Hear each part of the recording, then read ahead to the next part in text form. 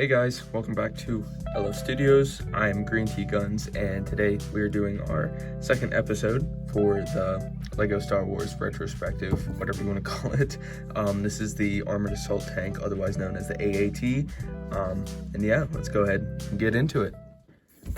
So looking at the box here, pretty simple. We have our 332nd clone up in the corner instead of down here like the Republic fighter tank, which if you haven't seen that video, definitely go check that out. But this one is also 7+, set number 75283, 286 pieces in this one, so a little bit more than the Republic fighter tank. I had to make sure that that was true, and it is. I just went and checked. But yeah, 286 pieces. I also picked this up for about $40, so similar price range as the Republic fighter tank, but less minifigures here, only with 4 Ahsoka's clone trooper, otherwise known as 332nd clones. If you don't know, in the Clone Wars series, towards the end, right before Order 66, several of the 501st clones painted their masks in honor of Ahsoka, and that's why they're called the Ahsoka clone troopers.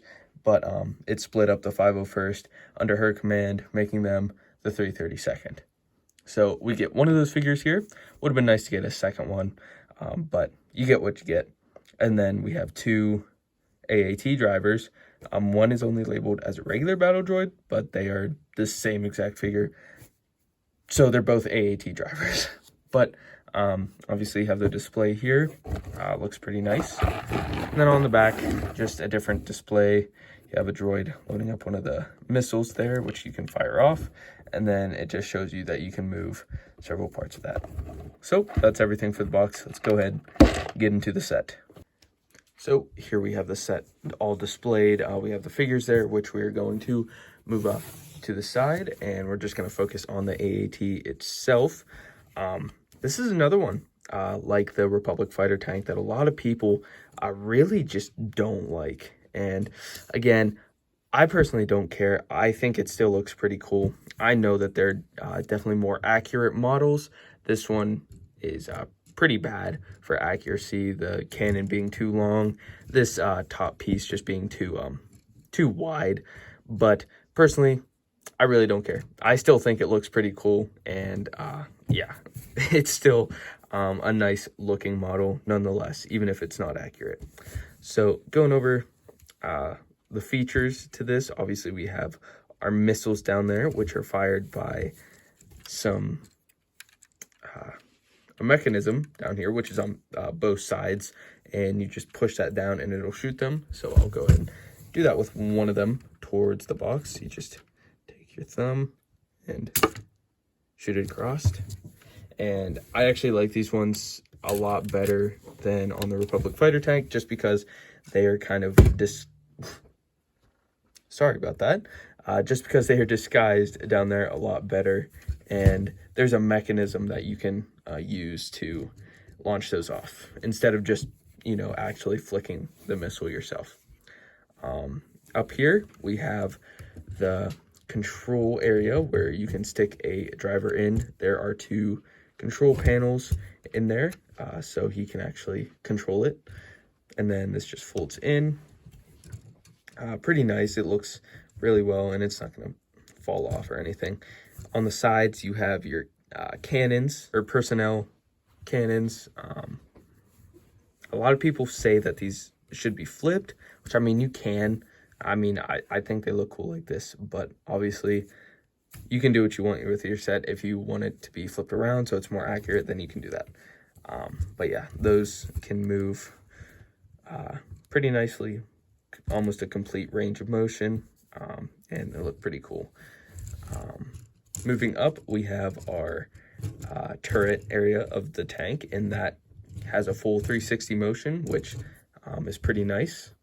This isn't a ratchet joint either, so it's just freely spinning, so that's pretty cool. The cannon itself, like I said before, is pretty long, but it has a good range of motion itself, along with being able to go 360. It can go little backwards. You can't get it in shot, but you can see the angle that it's going at, and then straight, but it can't go down, which isn't the best, but I mean, that's what you got these cannons on the side for. And then you have like these antennas over here, which look pretty nice. You can angle that at whatever angle you want. And then you have a hatch to stick a droid in there. So that's pretty cool. And that's pretty much everything. I do like the shaping back here in this technique for these. I'm not exactly sure what these are, but they look cool. And then on the bottoms, you have these clear rounded inverted tiles that allow it to kind of glide across most surfaces pretty nicely. So it makes it easier for play. So that's pretty much everything for this AAT tank. It's pretty cool. Not much to it. I feel like the area it takes up is almost less than the fighter tank. Probably just because it's taller, but yeah, I think in scale they go pretty well. Let me go ahead and just grab that. So here we have the Republic fighter tank and the AAT. I think these go pretty well together, but you can kind of see what I was talking about. This is just kind of smaller than the Saber fighter tank. I mean, obviously it makes up for it with the big cannon, but otherwise it just seems to take up less space.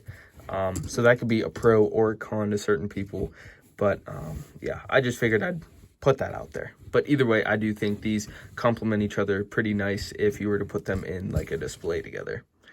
So we'll take this back, and yeah, now that we've gone over the tank itself, let's go ahead and look at the figures. So looking at the figures, I could fit them all on the base plate, so I just put them all on there. Obviously, we have our AAT tank driver droids right here with these gunmetal gray blasters instead of the black. But it's the same mold as that, just a different color.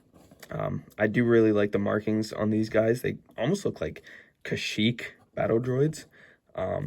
Obviously, it's Lego. You can make them whatever you want, but they are just called AAT drivers. So that is what they do in this set.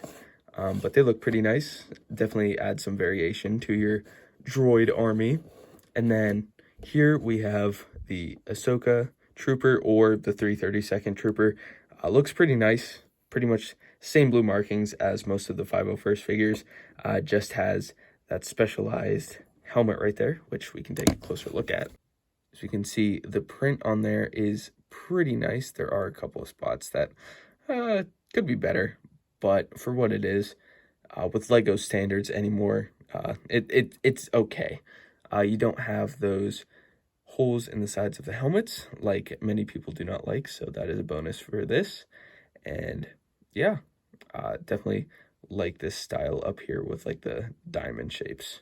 And then he just has like the regular stern clone look, so yeah, no variation there, but he is just a clone, so that does make sense. And then he has the black blaster like I had mentioned before, and then the rest of the printing is just pretty standard.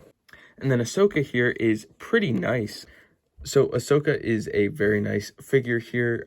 This hairpiece is like a rubbery plastic, but the paint won't rub off on it super easily, so that is good. But it allows it to be able to fold around the body properly whenever you put it on. The face is really nice, and she does have a second face on there on the back, which is just angry. So if you want to display either one, you can. And yeah, the markings on the face are pretty nice on each side. And then the body and the legs both have really nice printing. Same with the hips. Not as much on the back, but it still looks pretty clean. And then obviously she has her two lightsabers. Go ahead and put her hair. I don't know what this is. If anyone knows, please let me know in the comment, because I know it's not hair, but I think there's like a specific name for it. But either way, those are the figures. I think it's pretty nice. I would have liked to seen maybe another 332nd clone, maybe another droid, since this is a separatist set.